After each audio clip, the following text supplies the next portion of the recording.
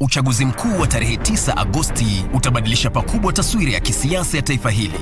Je, hii inamaanisha nini kwako wewe mpiga kura? Kila Jumapili saa 12 jioni, jiunge nao Gladys Mungai na Harith Salim kwenye makala yetu ya Kenya ya Amua, ambapo pamoja na wadau mbalimbali watajadili na kudadavua kwa kina michakato ya uchaguzi. Fanya uamuzi wa busara. Usikose kutazama Kenya ya Amua kila Jumapili kwenye runinga uipendayo ya KBC Channel 1. Sexual harassment in the office place is an uncomfortable topic for both employees and employers, but it's a conversation that must be had. The working conditions are supposed to be favorable for you to be productive in that workplace. The animal sexual harassment in the newsroom has been such an eyesore, a scandal that we hardly speak about. And these perpetrators thrive.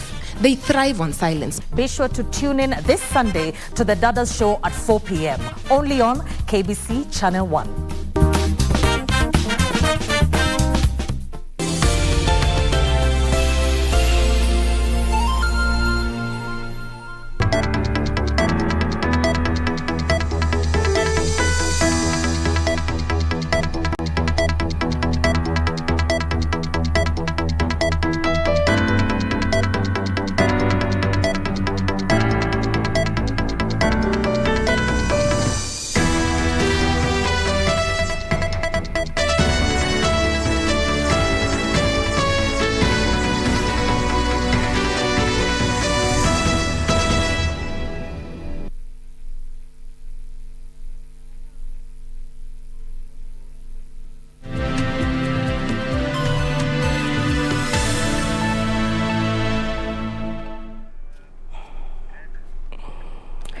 Good afternoon. Thank you for creating time for us. This is KBC. You're just in time for the lunchtime news.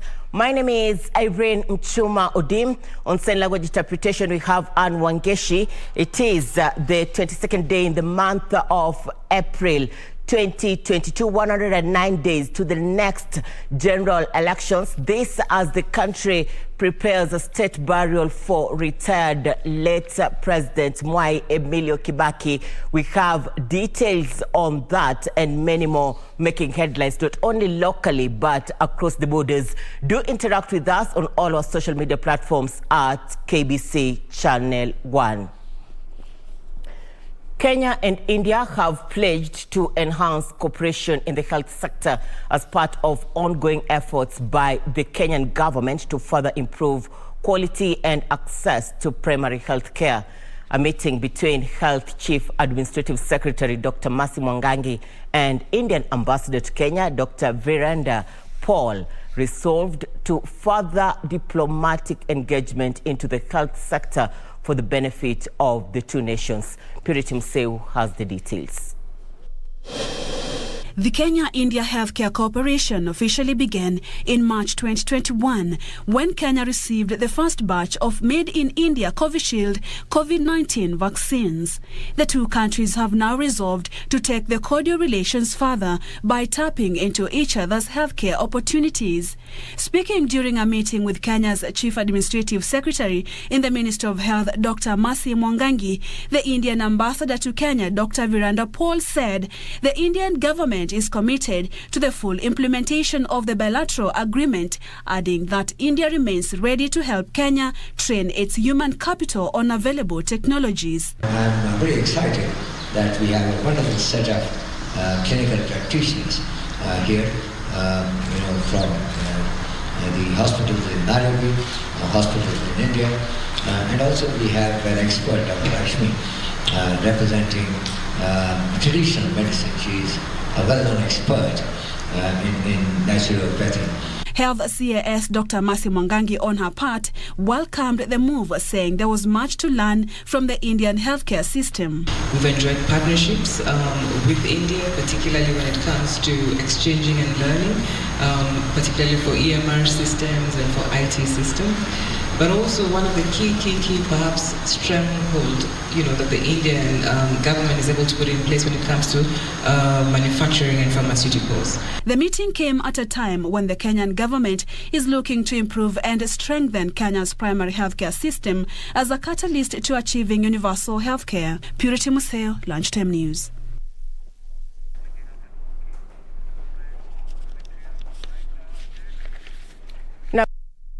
Month of April 2022, the country is in the period of mourning following the passing on of retired President Mwai Emilio Stanley Kibaki.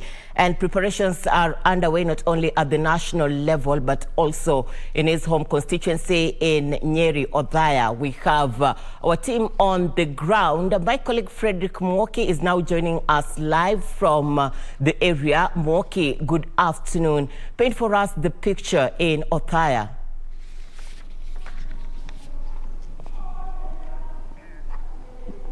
It's Karima Catholic Church. Hebu geuza hivi.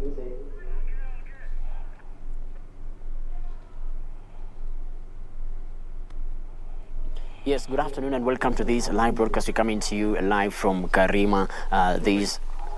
We're coming to you live from Karima in Othaya, Nyeri County. And as we continue mourning the passing on of the former President Mwai Kibaki, this is where he used to attend service. He used to come for spiritual nourishment during his early life before joining politics. And of course, this is also where he used to school in primary school, the Karima Primary School, before joining Mangu High School. And a cross-section of political leaders and church leaders continue but sending messages of condolences as they pay homage to the late Mwai Kibaki. And of course, burial arrangements are ongoing after officially being announced by President Uhuru Kenyatta on Friday. And we will be getting in touch with family and friends and relatives to get to know what the burial arrangements are proceeding well, or the preparations they're in top gear. And of course,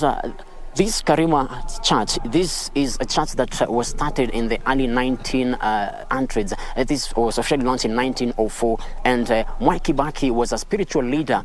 Of course, he used to come for spiritual nourishment. And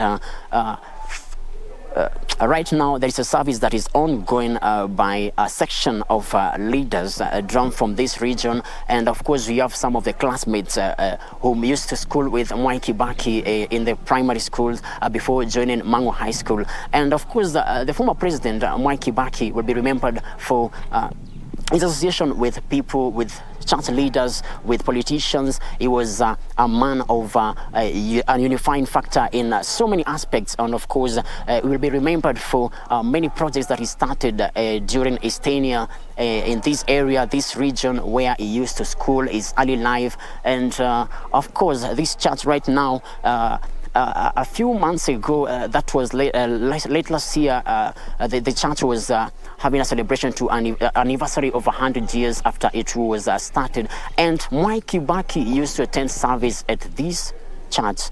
And of course, the mission primary school that he used to attend is right just across. So we'll just keep you updated about what will be happening later on, because right now there's a church service that is ongoing. And right back at home, the Kibaki's home in Nyeri and Othaya, of course, burial arrangements are currently ongoing. We will keep you posted about what will be happening. And of course, we'll get in touch with some of the political leaders from this region and church leaders and some of the classmates who schooled with Mwai Kibaki during his early life. Thank you so much, Irene Muchuma. We'll keep you posted about what will be happening later in our subsequent bulletins.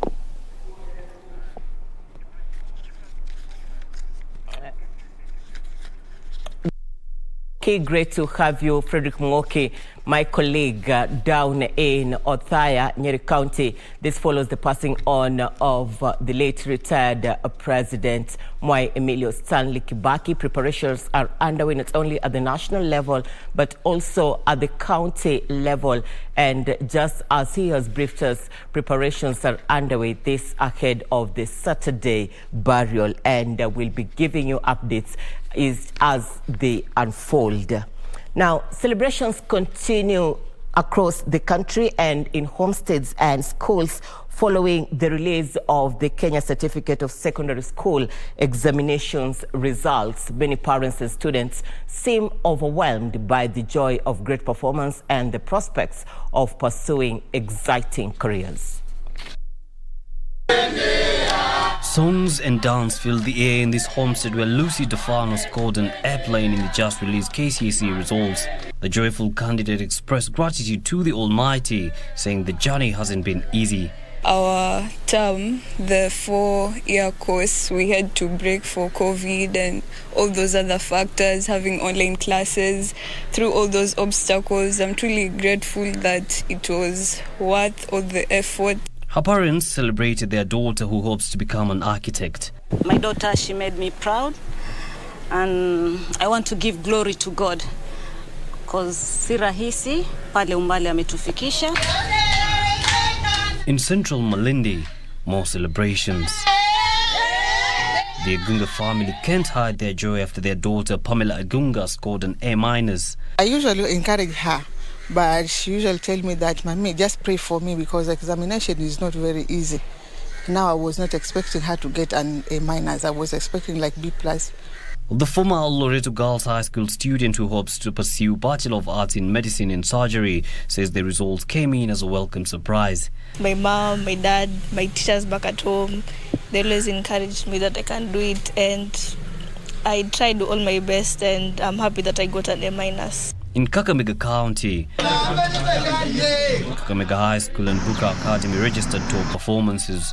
Students and staff celebrated the wins and are looking forward to a brighter future. I feel very happy about the results. I didn't expect to pass so well, so I'm very glad. We believe these results are good. The students worked very hard. They did a honest job. So we thank God for these results. In Teso North, Busia County, Blessing Okiri scored an A- of 74 points to the joy of her family.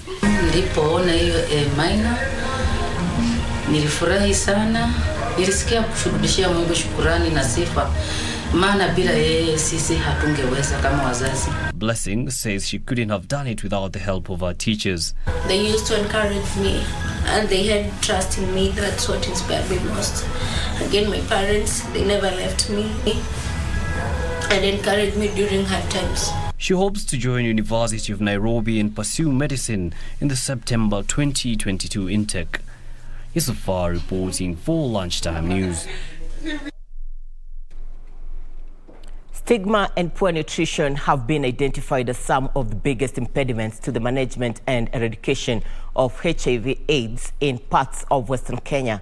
A group of widows in Kakamega County say the burden of HIV/AIDS is becoming heavier and the society's attitude towards those infected is doing little to provide patients with comfort and the will to survive. Speaking in Musungu village in Mumias West, the widows noted that they are faced with a myriad of challenges ranging from access to medication, nutrition and stigma. Sisi kutoka hapa ufike kama tauni inakuwa ni shida. Unaweza kuwa umeitwa kliniki kwa sababu tunaenda kliniki kila wakati. Unaitwa ama ukiwa na magonjwa yoyote tekenesi. Wanasema usikae siku 2 kabla hujaripoti kwa kliniki. Sasa hapo ndio changamoto inakuja kubwa kwa sababu hatuna fedha ya kutupeleka wapi? Hospitali. The widows say many of their colleagues have in the past lost the will to survive. Wale ambao walikubali hawakufa. Ukiangalia pale nyuma kuna wengi sana ambao walikufa. Wengi walikufa kwa sababu ya stigma na pia hawakuwa wamepata elimu ya lishe bora na mambo mengi. They're now calling on the government to intervene by helping with access to a monthly stipend to cushion them from hunger, especially during these hard economic times. Wajane wanapitia mengi, wananyanyaswa tu, sio kunyang'anywa mashamba, sio kupigwa, sio kufukuzwa kwa maboma yao. Wamama hawa pia tunaona katika maisha kuna hii mambo ya pesa za wajane serikali inatoa, haziwafiki wote. Kuna wale hawafikiwi kabisa. Kwa hivyo tunaomba kama Women Pillar Alliance, the government to step in on the ground. Jacqueline Masharia for Lunchtime News. You're watching the Lunchtime News. We're taking a short commercial break. We'll be back with more. Stay with us.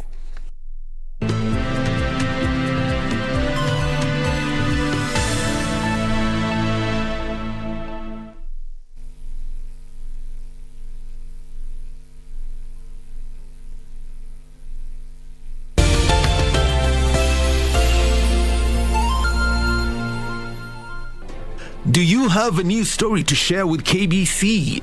Get in touch swiftly on email news@kbc.co.ke or call 0723-892-654 or 0734-780-124. Aha, msikilizaji wa Radio Taifa, karibu tena kwenye kipindi kinajulikana kama Rada ni Yesu. Kila Jumapili kinaletwa kwako na rubani unayempenda anajulikana kama Mr. Rafton Iggy. Ungana nami kila Jumapili kuanzia midaya ya saa 12 mpaka saa 1 usiku. Kuna miziki noma sampulia hii. Najua nitaona mazuri. Mwambia mpenzi msikilizaji, ni kunanga ni kukaskush. Kila Jumapili ninakuletea miziki za mavijana. Kama wewe ni kijana na unataka injili kamili, utaipata hapa. Tuonane Jumapili hii. Sauti ya Mkenya. Uchaguzi mkuu wa tarehe 9 Agosti utabadilisha pakubwa taswira ya kisiasa ya taifa hili. Je, hii inamaanisha nini kwako wewe mpiga kura? Kila Jumapili saa 12 jioni, jiunge nao Gladys Mungai na Harith Salim kwenye makala yetu ya Kenya ya Amua, ambapo pamoja na wadau mbalimbali watajadili na kudadavua kwa kina michakato ya uchaguzi. Fanya uamuzi wa busara. Usikose kutazama Kenya ya Amua kila Jumapili kwenye runinga uipendayo ya KBC Channel 1.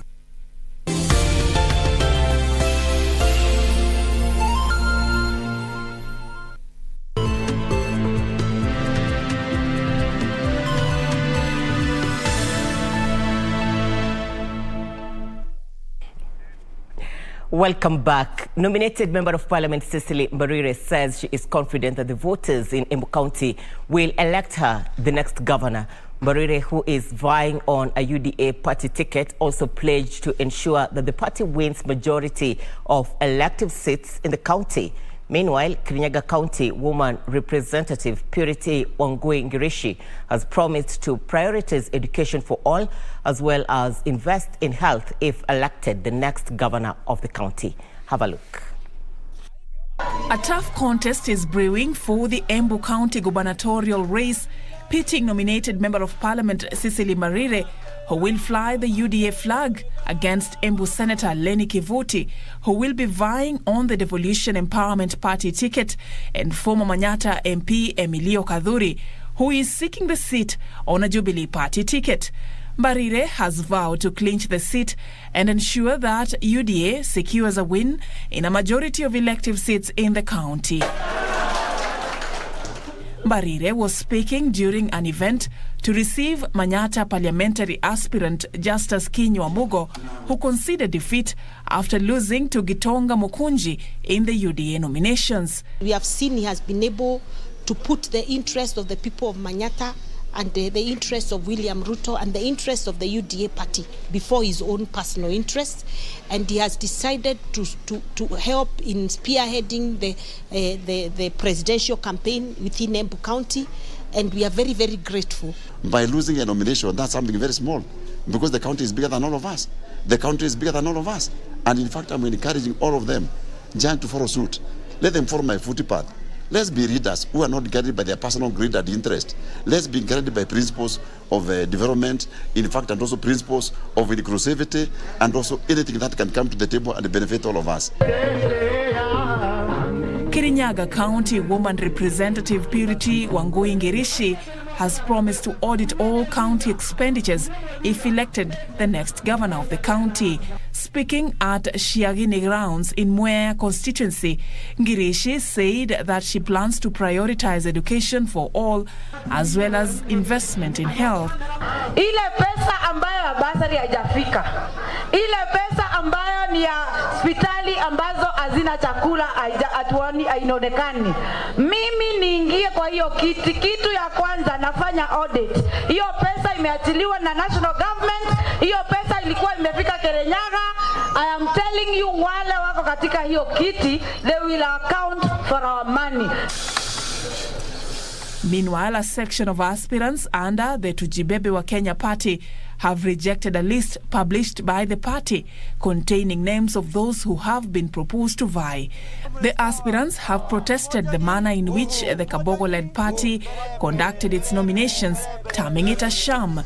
Kuna mtu ametumia more than 400,000 to campaign for the Tujibebe.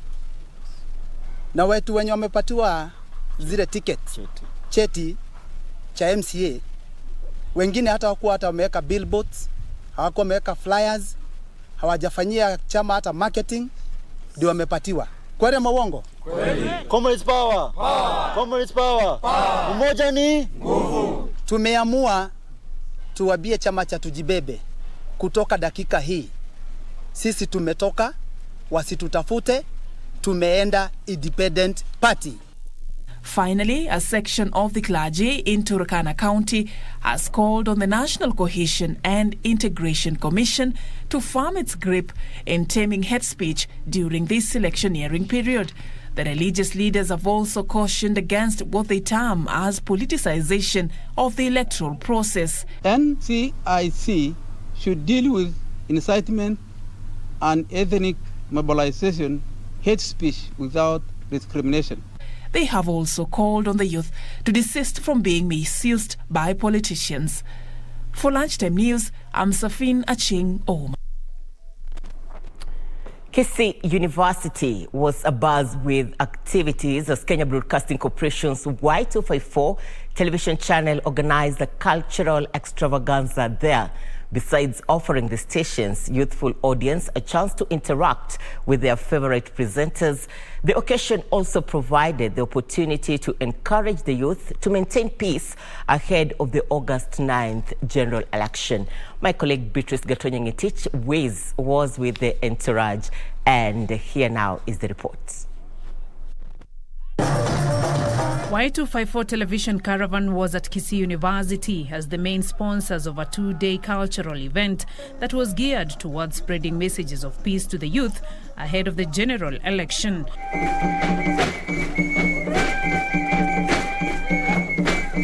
During the event, the university students presented a thrilling ensemble of music and dance from their diverse culture.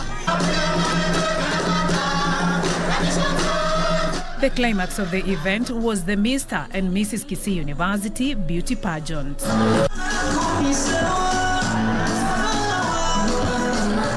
Y254 TV took the chance to promote its programs that mostly target the youth.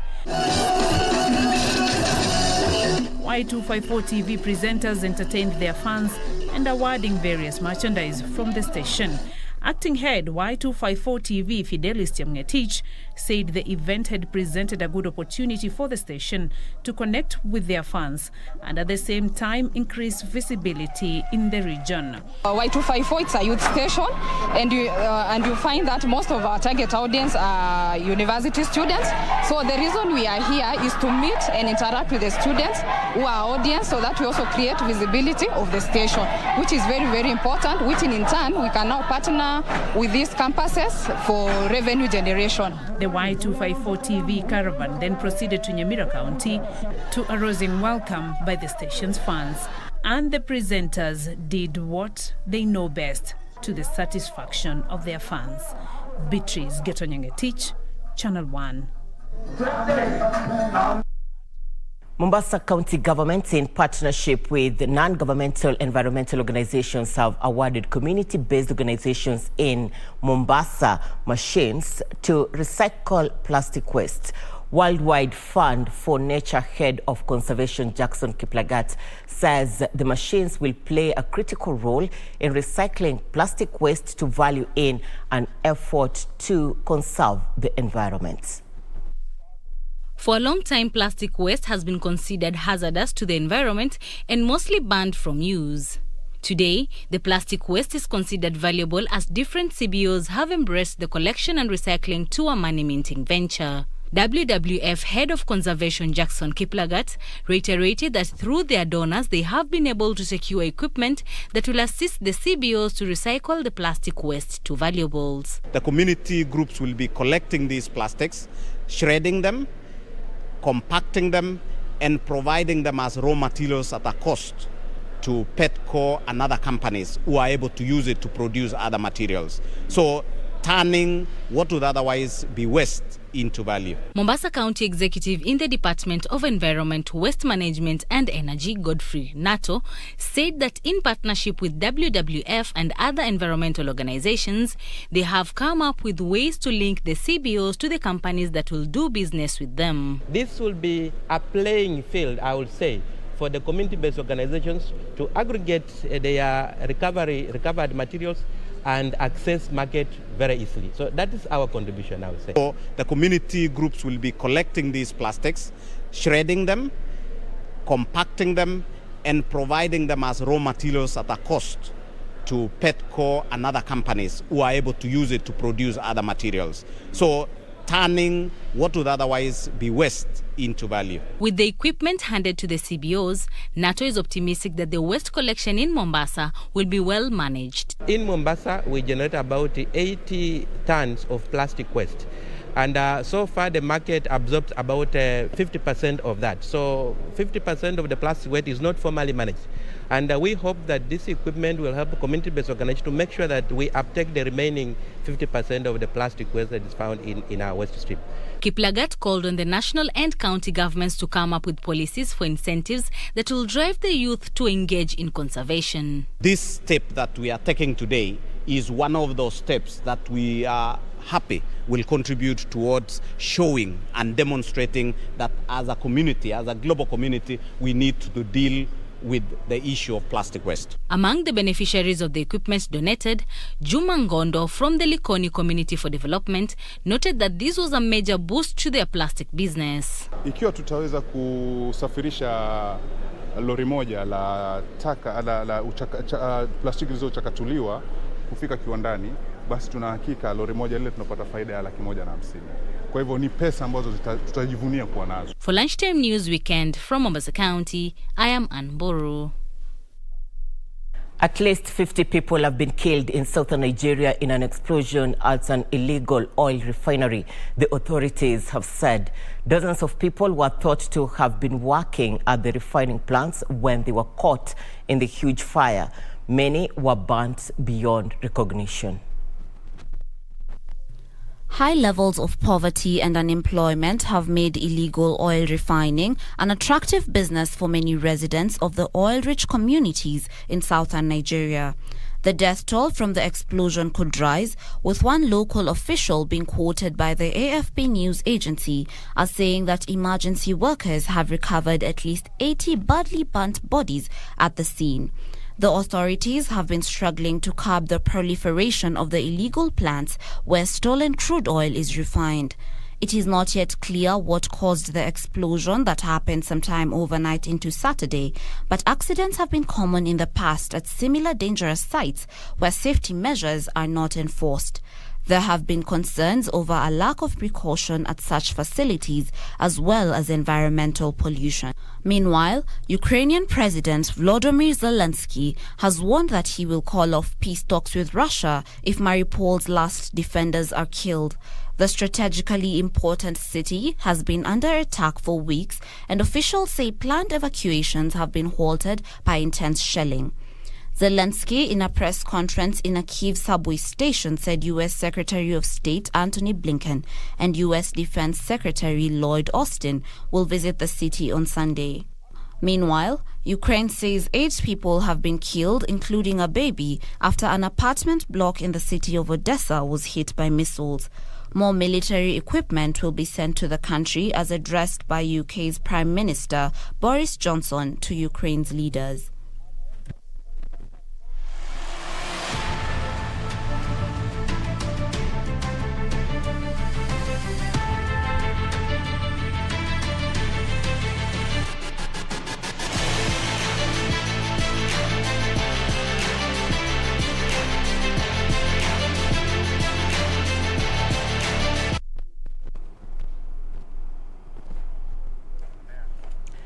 Well, time for Channel 1 Sports News. Bayern Munich secured a 10th consecutive Bundesliga title after beating second-placed Borussia Dortmund 3-1.